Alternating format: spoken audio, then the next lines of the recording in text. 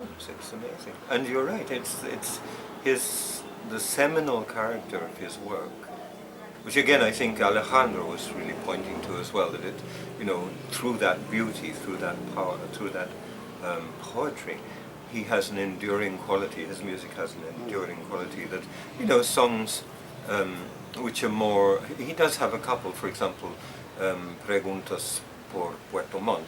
Questions about Puerto Montt, which was written directly as a result of a massacre in the southern town of Puerto Montt, and he names the name of the Minister of Security, what's his name, Perez, and he says, you must answer why the people who were only looking for land were greeted with guns, but it's a very specific and very time-related song.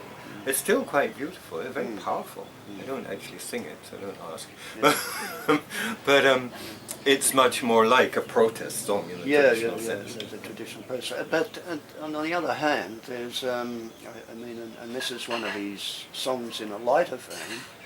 There are songs that are still relevant today, and the one I particularly like is that cheeky, lilty little rag, ni Chicha ni Limona, neither beer nor lemonade. Near moonshine whiskey, really. Chicha is heavy stuff, Okay. It's fermented, what is it? Fermented corn or something like that. Really powerful stuff. And then limonada is kind of watered down lemonade. It's like, cordial that you water down. It's not even sort of full-on lemonade. And it was a sort of a challenge to the uncommitted that I think, is very, very relevant today, or perhaps more than ever. Yeah, when I go around babbling on about all of this, I tend to end with that song, at least penultimately, because it's about choice, and he is directing it directly at the middle classes, effectively, people like myself, certainly woolly liberals. And he's saying, come on, get off the fence. Get over here where the spuds are burning, which apparently Chilean expression, many things are happening. And stop covering your butt, stop playing with yourselves. It was a quite graphic little song, And it's a lot of fun, because as you say, it grabs people wherever you are, and it's still, it's not poetic in the same sense as the other ones, but it's certainly got some pretty gripping imagery. Have you done an English?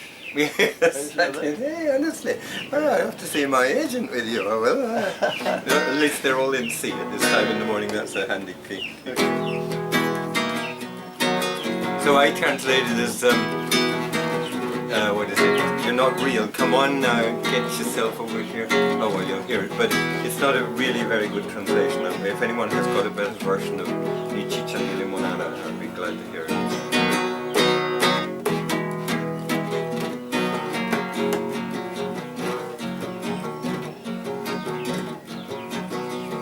Come on now, get yourself over here. Get over where the sun is shining. Yes, you were always holding back, making sure that your butt is covered.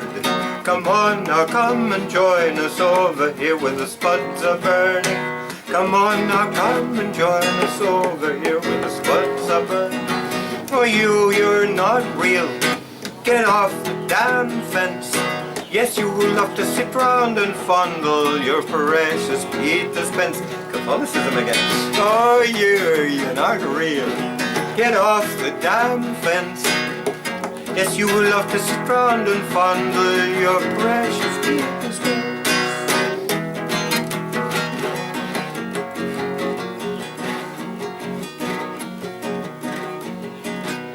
So if you want to get down and party first, there's so much to do. Bread, shelter, song and friendship, for her and him, for me and you. And if you find that too radical, well, that's up to you, Jack. This baby's going forward, no time for turning back. Oh, you're not real. Get off the damn fence. Yes, you would love to sit round and fondle your precious Peter Spence. Oh, no, no chicha ni limona. Se lo pasa manos y anda caramba, zamba su dignidad. too early in the morning for that one, I'll have to say. Oh, sort of, it's a wake-up call. Yeah, oh dear. Yeah, but you get the message, and as you can hear in the Spanish, it sounds really rude, you know. Which is like nada, you know. It's really. No, it's nada. Yeah, exactly. And it's pretty rude. So you know, I always, you know, think that was probably he wrote so many powerful songs in that respect, but I'm sure the Chilean middle classes and the generals thought, well, this is a guy we need to talk to pretty seriously about that, you know, as they did. So, boy, Yeah.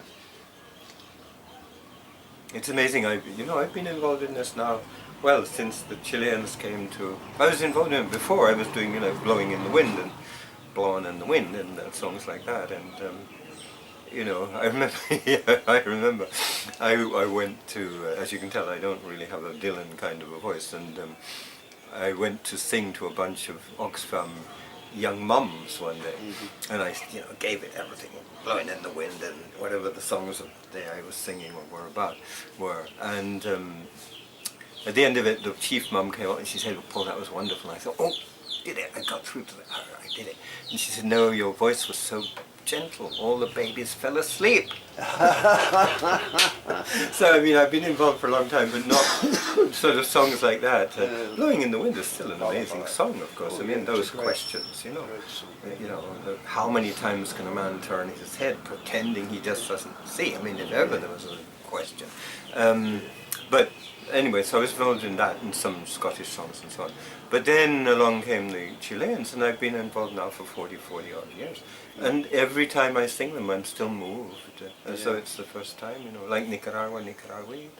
And again, it's a touchstone, I think, of genuinely honest and powerful human communication music, that's true. You know, you never get tired of them in the way that you do of, you know, the latest pop song, so to speak. They're just